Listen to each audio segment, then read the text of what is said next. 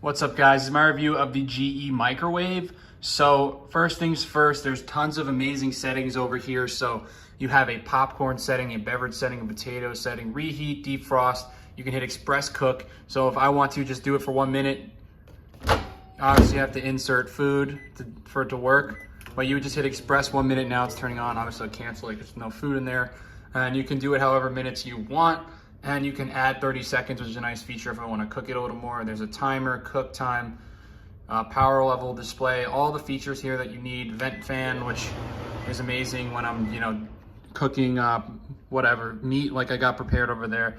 Stuff like that. So all in all, this is the inside. It's a pretty decent sized microwave. You can fit a pretty large sized plate in there.